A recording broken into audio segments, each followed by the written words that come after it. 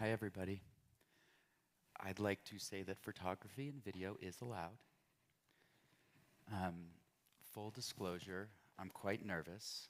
I'm about to talk to you about some work I've been doing over the last few years, and this is the first time I'm presenting it, and so that's pretty exciting. I spent all night. Thank you. I spent all night preparing, so I am a little bit slow, which I think is actually a good thing.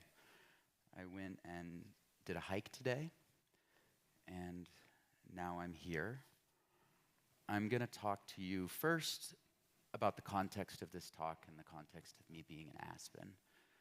Um, I came to Aspen in 2023 for a residency at the Aspen Space Station, and that's when I met DJ and Ajax.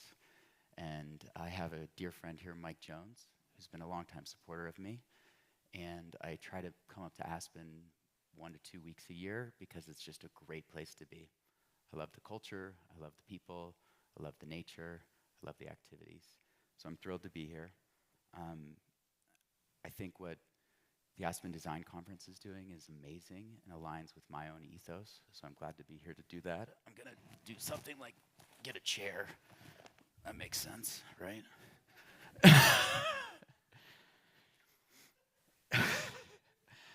Okay, ground rules. You're welcome to have a hoot and holler in time. Shout things out if you'd like.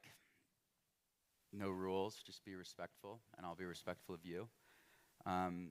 You're encouraged to post and tag at the most famous artist. This presentation is a bit of mixed media, a bit of broad questions I've been asking myself, and some of my dreams. And I guess we'll start with who is Matty Mo. Matty Mo needs the clicker. As you can tell, I've done this a lot of times before.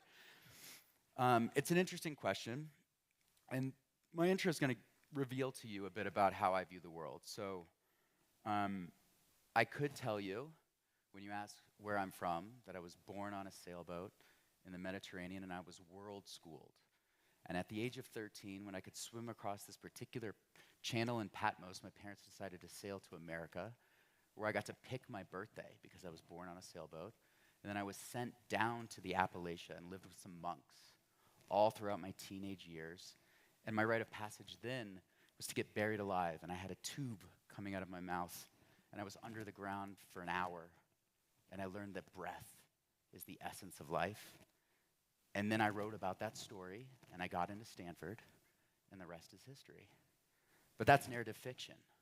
That's the myth that I'm telling you about me, the most famous artist. I could also tell you I'm a small-town revivalist.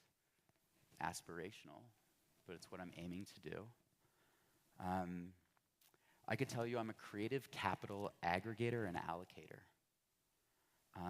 But I think the best thing to do is just read a letter that I write to introduce myself to new colleagues that join my studio. So if you'll bear with me, I'm just going to read this letter. I've always seen growth hacking as an art form, part intuition, part experimentation, part willingness to break the fourth wall. Culture jamming requires a similar muscle, not just grabbing attention, but reshaping how people think, feel, and act in response to the world around them. Over the last 2 decades, I've tested, refined, and occasionally detonated these tools, not for shock value, but in service of building movements, reshaping brands, and creating companies that punch far above their weight class. I got my start in 2007, a viral video marketing agency out of my college dorm room that scaled to 7 figures with no outside funding. And then I built a bunch of Facebook apps that gained millions of users in weeks at the design school at Stanford. I kind of invented my major at Stanford, a generalist with a focus on memetics. It turns out that it was the right decision to make as we enter a world of specialists getting eaten alive by AI. I was in the room when we coined native advertising at ShareThrough, a company I co-founded, which sold in 2021. Since 2008, I've advised and invested in startups, helped grow companies, earned large audiences on Instagram, around 150,000 followers, and on TikTok around 150,000 followers. I've served as an interim CMO. And along the way, I created an art persona called The Most Famous Artist and led growth on projects at a venture studio. But this isn't just about timing and tactics, it's about taste. Over the years, I've built a network of the best designers, developers, thinkers, and creators in the world, many of whom work from my physical studio and in my creative ecosystem at Art City in Tucumcari, New Mexico, which we're going to be talking about. I built real things in the real world, like sculptures and products and residencies and experiences, and cut my chops creating viral things in the digital world. I've learned how to prototype culture, not just design decks about it. Excuse me. Now we're going to talk about Tucumcari, this little place that I love. It's a 4,000 person town. It was 14,000 people. Excuse me. In the 80s, the federal government built a bypass around it, and as a result, the town died. It's just continued to collapse, and it's the story of many small towns across America, and we'll get into why that happened. In Tucumcari, I live at a place called Sunlit Ranch. This is my home. I've built a place called Art City, which is a creative incubator culture center, and I live in this town in Quay County, New Mexico. It's eastern New Mexico, and we'll get into why I'm there and all that stuff. But what we're going to do now is frame up the central question. That's what AI told me to do. Why might artists, not developers, not bureaucrats, be the ones best positioned to lead the design of new cities in the age of collapse and renewal? So we're going to ask some questions, and I made this slide really bad for the designers in the room. We've talked a lot about what is design, and I think when most people think of design, they think of like chairs and posters and buildings and apps and everyday objects and spaces. It's all design. I think we learned from Zio and the Stanford Design School crew yesterday that like if you live with intention and you solve problems, you're a designer. Design is how spaces make us feel, whether it's safe or inspired, alienated or connected. And Dieter Rams, a famous designer that many of you probably know, said good design is as little design as possible. And Buckminster Fuller, a dead but very alive mentor of mine, said design is world building. Artists are designers in that context. They design meaning, narrative, rituals, and even economies of attention. A cathedral isn't just architecture, it's a choreography of awe and wonder.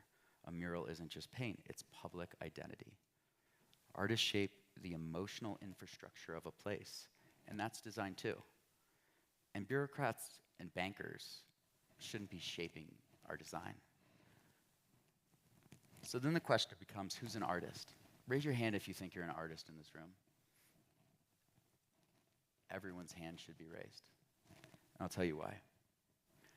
The way I view art, and I've been thinking about this a lot because I call myself an artist, is that I have a unique point of view. It's my lived experience. I share that point of view through some practice that I try to get good at. And then I contextualize my work in art history past. All of us can do the first two things. The last thing requires you to go study art history and understand how your work fits into the canon. But in reality, we can all live more artful lives, and if we all live more artful lives by expressing our point of view through material practice, we make the world a more interesting place. So that's my definition of an artist, and I think that definition is very similar to a designer.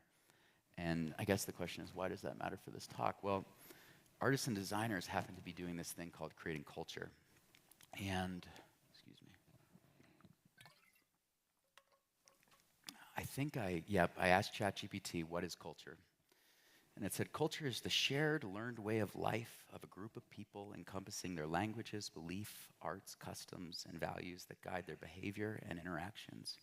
It provides a framework for understanding the world and serves as a common blueprint for living, differentiating one group from another while being fluid and subject to change through social interaction. I break that down into it's shared behavior, it's shared goals, it's sharing. Culture is sharing. And that's kind of what happens in biology. Like in a petri dish, a culture grows because it's sharing its nutrients. And I'm not a scientist, so I'm not going to go too deep into that. So why am I telling you what is an artist, what is a designer, what is culture? Well, I'm going to posit that artists are designers. We are all artists, we are all designers, and we are responsible for culture creation. And so what do we need to create culture? Well, it's time, it's space, and it's community. So you need time to experiment, you need space to work, and community to give you feedback and meaning. So historically, looks like Florence during the Renaissance. Patrons gave artists time. They gave them money, which gave them time. Bauhaus in Weimar, there was space for experimentation. And Black Mountain College was a community as an incubator. And so why this matters is because human flourishing depends on creativity. And societies that support art and design thrive, and those that don't stagnate. I think that's the point I'm trying to make, and what we're trying to create is magic. Oh, sorry. Okay, the world is changing fast. I imagine you can all feel it. I felt it really strongly during the pandemic. I'm just going to clean up my notes so I know what I'm talking about here.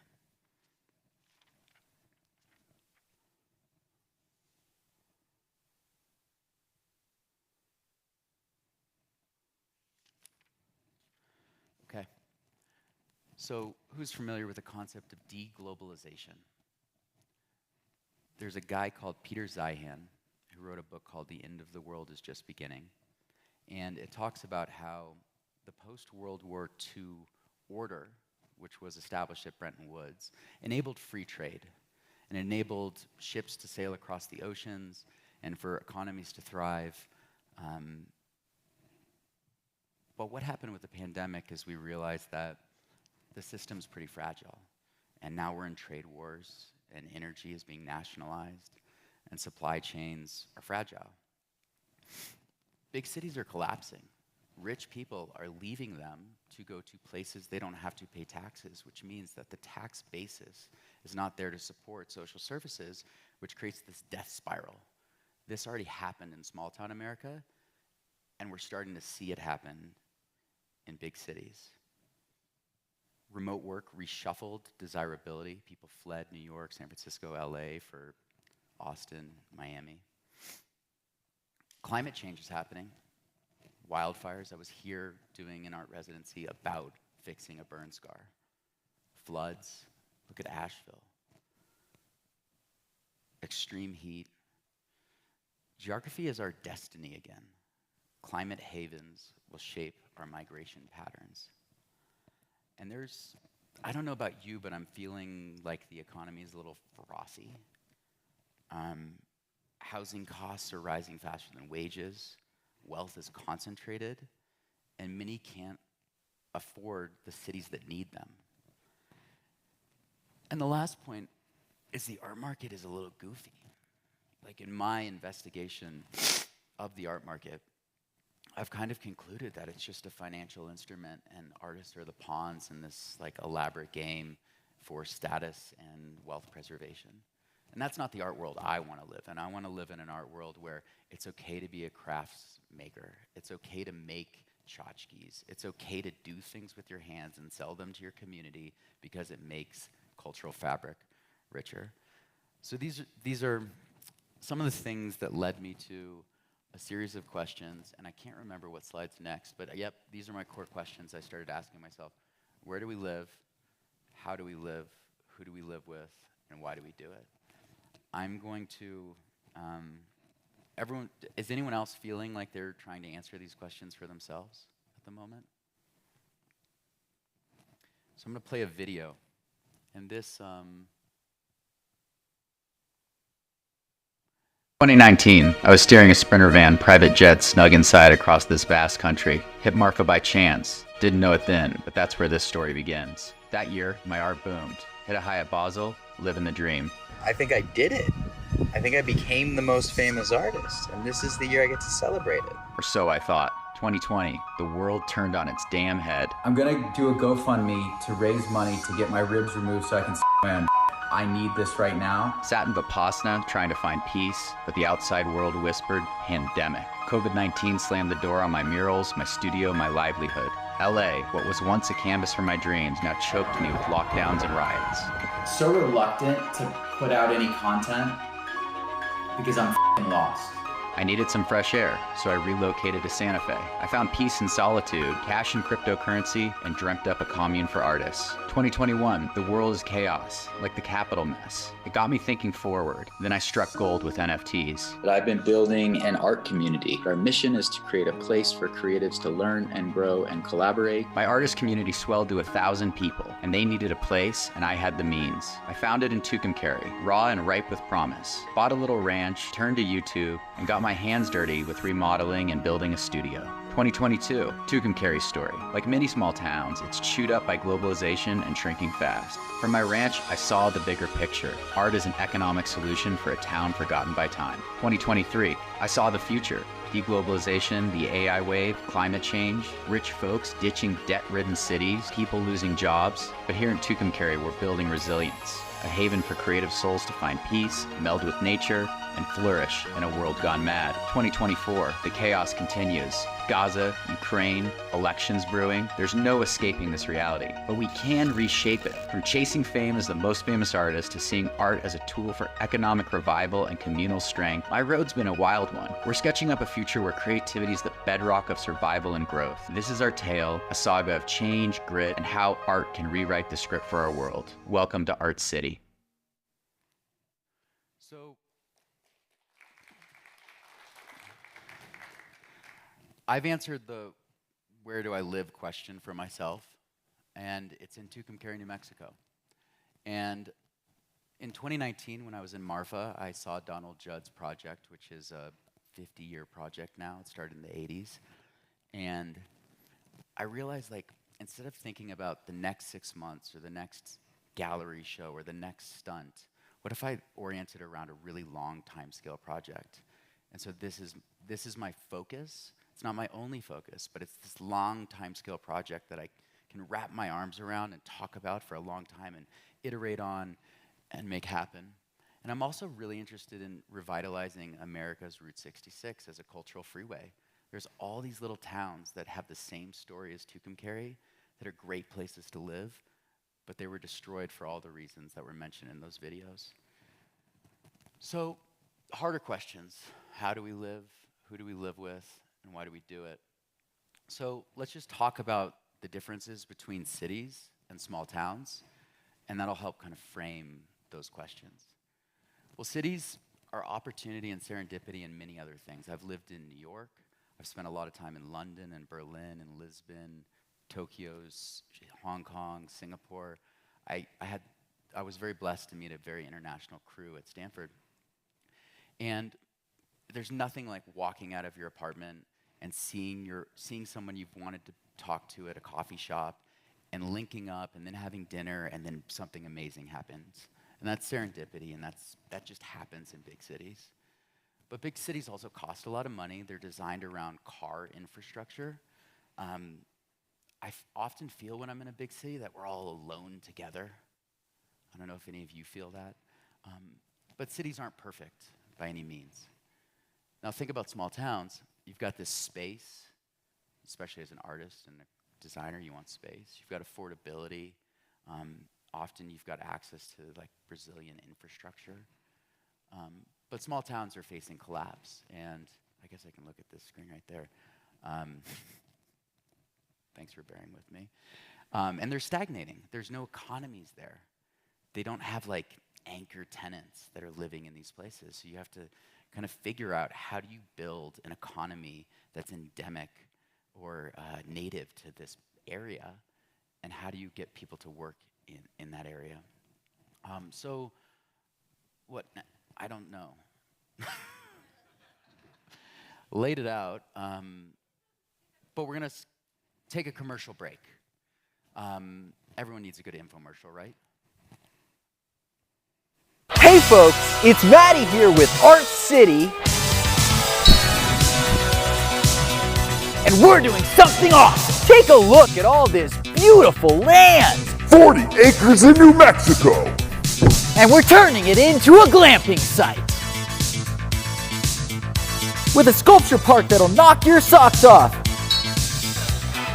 And you want to know the best part? We want you to be a part of it. Builders. Grab your tools. Artists. Do you have sculptures gathering dust? Send them our way. Musicians. Come on down and rock out. Chefs. Come cook up a storm.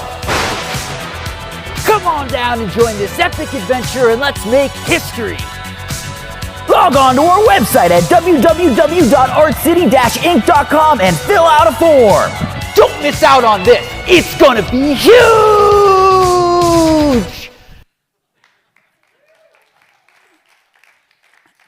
So this concept that I'm proposing isn't novel. It's been done before. We've seen it in a lot of places, and I'm going to share some case studies with you. But you see artists moving to a place, and then culture being born, and then capital following culture, and then developers following that chain of events. And the reason why art matters is it transforms people and places. When you look at art, you're able to get someone's point of view. You're able to understand all the work that they put into telling you the story that they're putting in front of you through something material or something cerebral. And that changes you. And when you make your town more beautiful, that also changes you. So, again, we've seen this before, and we've seen it in Marfa, Texas. Who here is familiar with Marfa, Texas? Again, yeah, the whole audience. So Marfa sees 49,000 visitors a year, 25 times its local population. It was started by Donald Judd. It now has some major art institutions like the Chinati Foundation and Ballroom Marfa. It's worked with amazing architects. And something that happened in Marfa is kind of fascinating.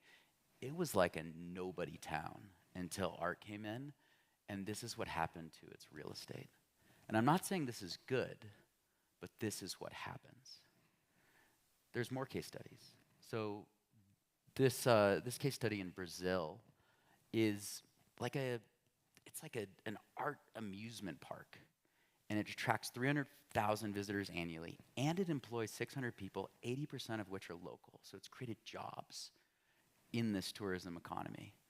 And the next phases for this project are real estate developments, subdivisions, hotels, etc. There's Casa Wabi in Mexico. This is more focused on architecture and artist residencies, but tourism has surged 400% in a decade, airport traffic growing from about 160,000 people to 850,000 people in 2024.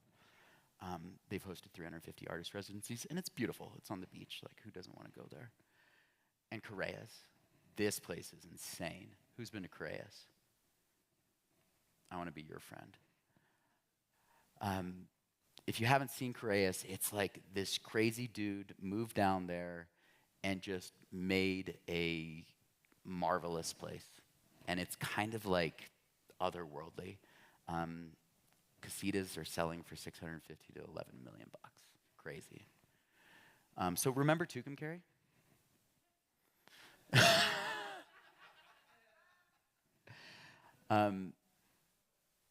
Right now, it's about $130 a square foot, and it's about $3,000 an acre.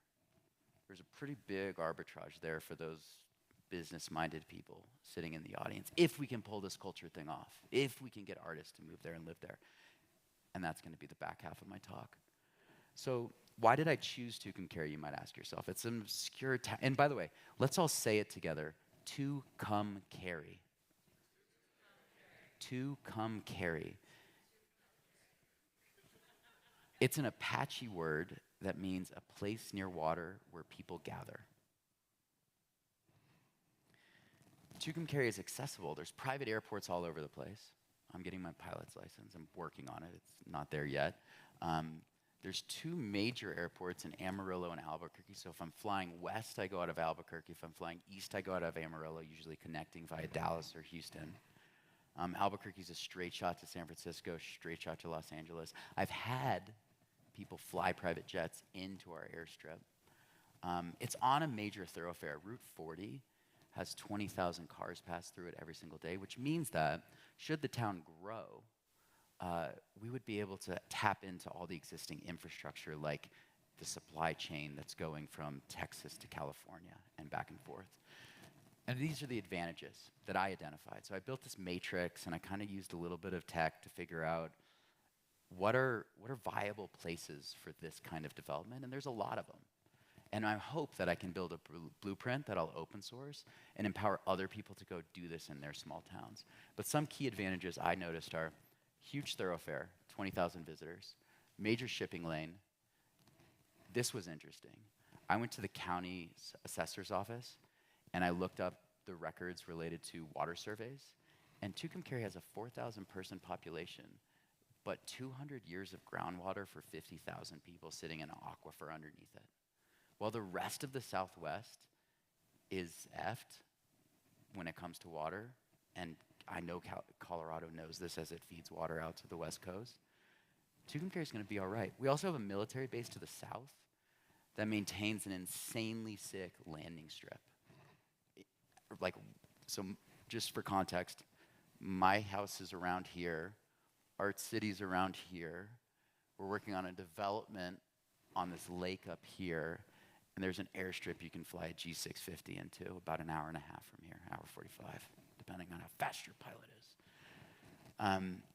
We also have a tourism economy. So Tucumcari's economy is interesting, and this is a common thread amongst many Route 66 towns, is we have state workers. They work for the hospitals, they work for county, town, they work for the college that state's funded. We have tourism and we have agriculture. Those are our three main industries. So I said, well, what if we just tap into the existing tourism economy that already sees 150,000 annual room night bookings? And the way you approximate that is you go to the Lodgers Tax Board meeting and you say, how much tax did you guys collect this year? What's your tax rate?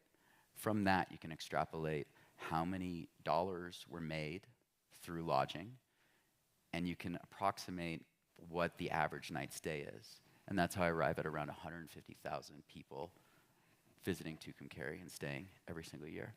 The higher desert climate is moderate. It's not like Joshua Tree, where it's hot as hell during the summer, and it's not like the mountains in Colorado, where it's just cold all winter. We don't really have any climate issues.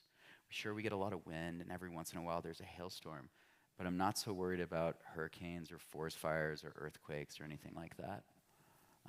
And we have ample capacity for food production because during the 1940s, there was this New Deal, and one of the projects was a construction of a dam to create Lake Conchas, spelled Chancas, but said Conchas, which is kind of fascinating, which flows from where Key Advantages is, just above there, all the way over to Ute Lake, which is where we're doing our subdivision development, down to the military base.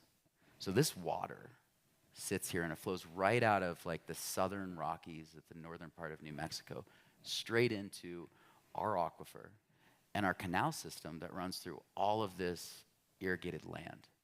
So food production and animal husbandry is no problem. And it's beautiful. I mean, this is an actual picture of my lake property. I bought at a tax deed sale. I didn't even know you could do this. You go to the steps of the courthouse, you bid on properties that haven't paid their taxes in a certain number of years. Often cases, it's someone that died and didn't have any heirs. The county takes possession of the property. They sell it to you at the assessed tax value that they owe. I bought this property for a 95% discount. Super fun. And I met the rancher who owns the whole subdivision and have started to investigate projects with him. So okay, we got 15 minutes left. Bear with me. So what did I really do for 3 years? Well, I brought in some art. I built some infrastructure because people need to live. and I'm trying to establish culture. We'll breeze through this. Infrastructure, what did you actually build? We'll watch a video. 2021. It all started with Sunlit Ranch. Enrolled in YouTube University, learned the basics: drywall, demo, plumbing, ripped it apart, put it back together. Got involved in the community, commission meetings, decision makers, shook hands, spoke the dream into existence. Ian Ross painted the first mural in town. More followed. Then we painted an old service station pink. 2022. I needed a studio. Poured the pad, framed it, drywalled it, lit it up. Started hosting artist residencies. Thought we needed our own Airwan. A little nod to Prada Marfa. 2023, the vision grew. Called DeCarlo, mapped out Sunlit Ranch V2, glamping, artist residencies, big sculptures, but I needed some help. Then fate stepped in. Met Nate, a builder, a visionary. This guy named Maddie walks up to me right off the bat, says, "You want to come help me do something impossible?" And then we broke ground, moved dirt, rocks, built infrastructure, water lines, electricity, got a composting toilet, poured 3 trailers during a Black Friday sale. We just fucking did it. Heather showed up, set builder, artist. Her and Nate made the place come alive. Decks, paint, decoration, bedding, job done. I took a break. Art Balls of Miami. Looked at some art, thought about what I was building. Came back to the cold. My sanctuary was gone. I realized it had to be something else, not just an artist commune in my backyard. So we need land. So who do we know with 100 acres that I can buy like tomorrow? Up against a mesa, covered in trees, bordering state land, maybe a water feature. We searched everywhere, nothing fit. 2024. Then the town's retired dentist said he had the spot. We scouted it, tons of potential. I think this is the site. Art City. We went to the title company, pen stroke stamp, done. Called the artists, sculptures started showing up. The first was The Mind's Eye by Lana Eddy. Nate and I walked the land. We observed, we listened, we downloaded the vision. 40 raw acres, dozen sculptures, glamping, bathhouse, outdoor kitchen. And that's how you make something from nothing. So that's the infrastructure part. I'm going to talk about the art and culture parts real quick. Culture. So we needed some principles.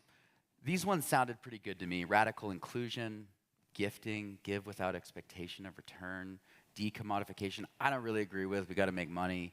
Radical self-reliance, like drink water, dude. You're in the desert. Radical self-expression, like everyone's welcome. They can do whatever they want as long as they're respectful. Communal effort, civic responsibility, like help out in town. Leave no trace, respect the land, participation, and immediacy. Like put down your phone, have a conversation, be part of the community. Turns out these are Burning Man's principles. So we just stole them. Burning Man is not just a dirt rave. It's actually a 70,000 person city that pops up for 1 week a year, and it's the most fascinating thing I've ever seen, and it's deeply inspired my work. And then I came across this guy, Balaji Srinivasan, who was the CTO of Coinbase, and he came up with this concept of a network state. So what is a network state? Well, we got the nation states, which are divided by geographic borders, certain laws, certain administration. Network states exist in the cloud. So imagine this, a bunch of artists get together in the cloud.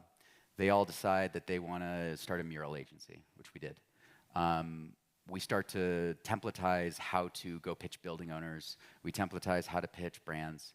We develop a framework for how to make murals and what our capabilities are, and everyone starts making money. All of a sudden, our little cloud economy has some income. Well, that actually forms leverage, because I can go to a local economy, like a nation state like Tucumcari, and say, hey, I got $10 million of income in the cloud, and if we all move here, that affects your tax basis. So what concessions are you going to give me? And so this is going to start happening more and more. Okay, what about the art? Well, one thing I learned through viral marketing and the building of the most famous artists is big objects are a magnet. Think the Eiffel Tower, the Hollywood sign, roadside attractions. They're a must-see. And that creates a viral loop, so I'll describe it quickly. Who knows what a viral loop is and a K-factor?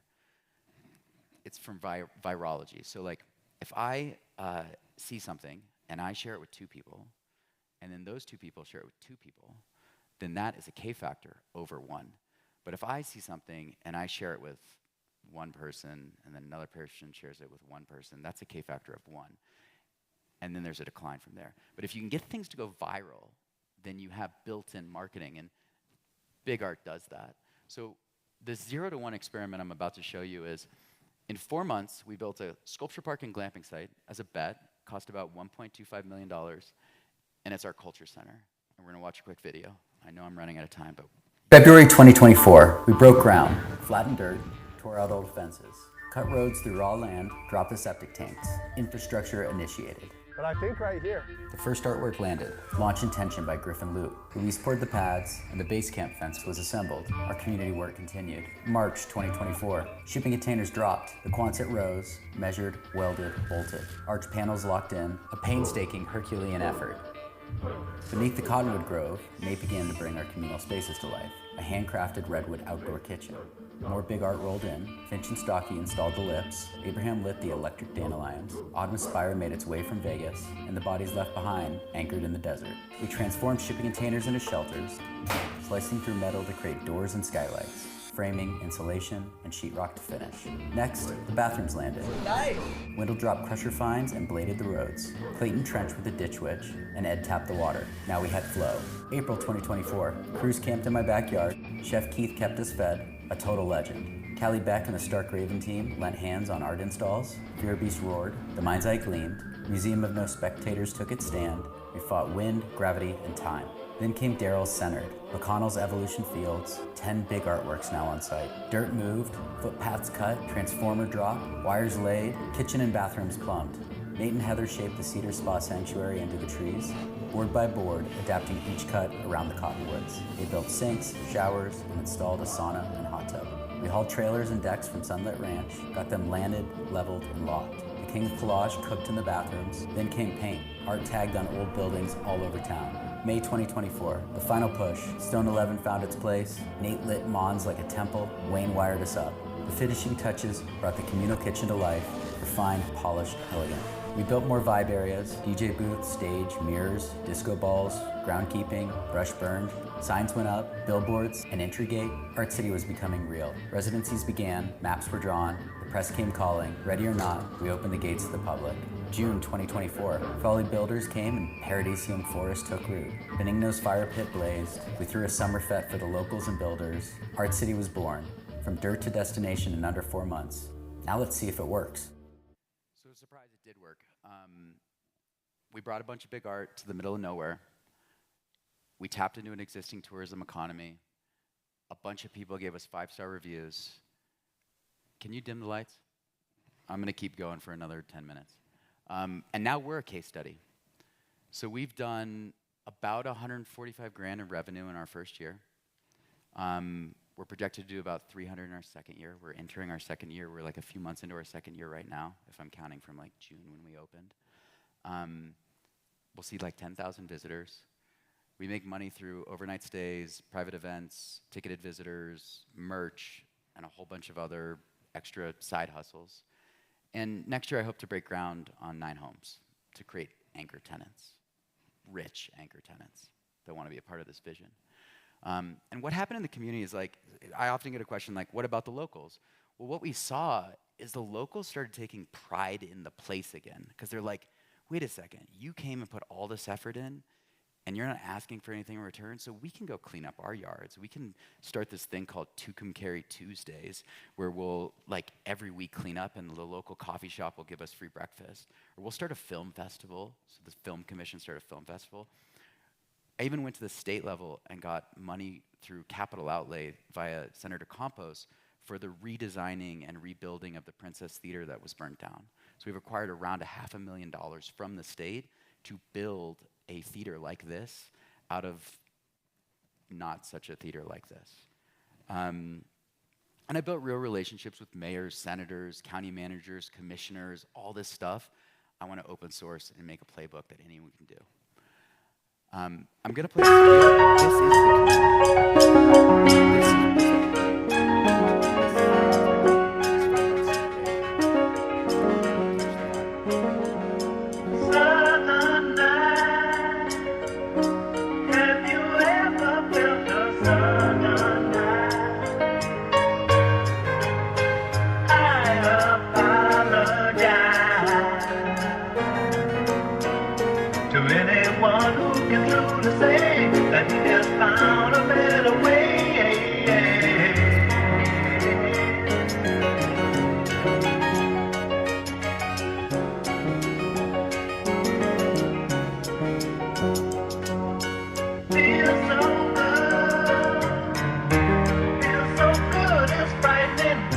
I could.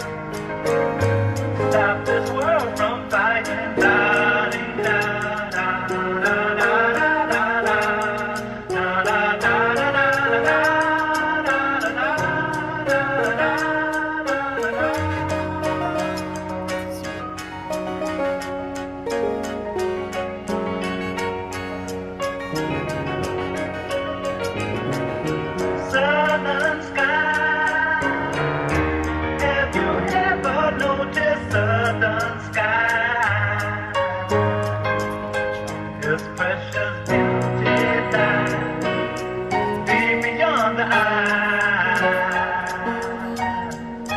goes rushing to your soul like the stories told of old.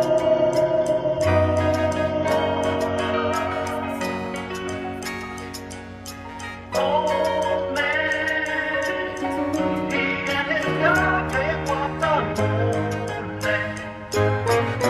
Every flower touches cold hand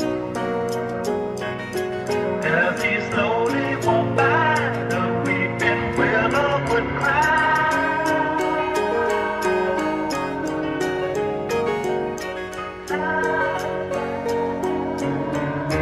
Da, da, da, da, da, da, da,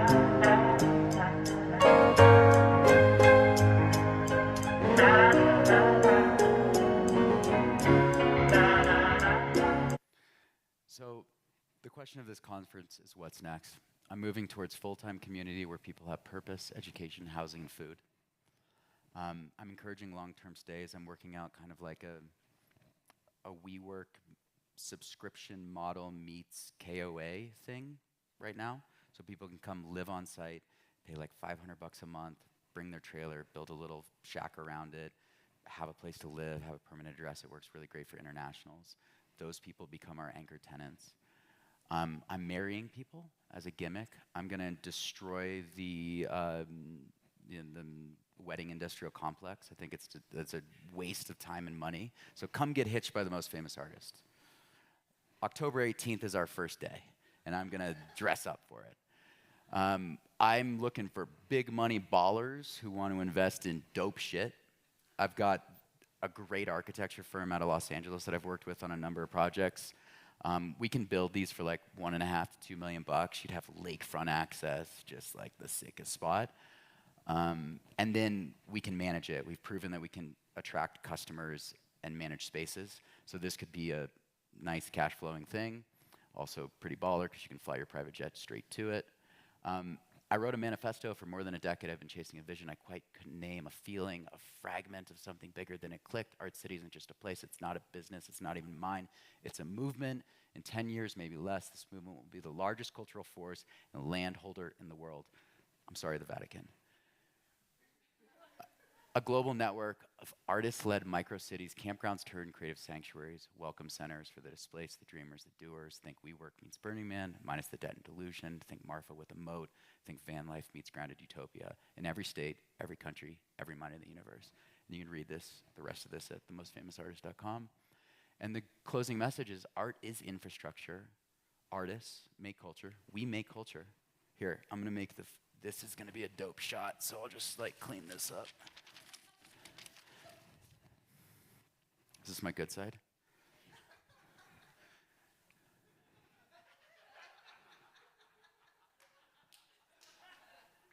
And culture grows places. The conversation continues at the gallery. And, dude, I'm 1 minute over. I'm sorry.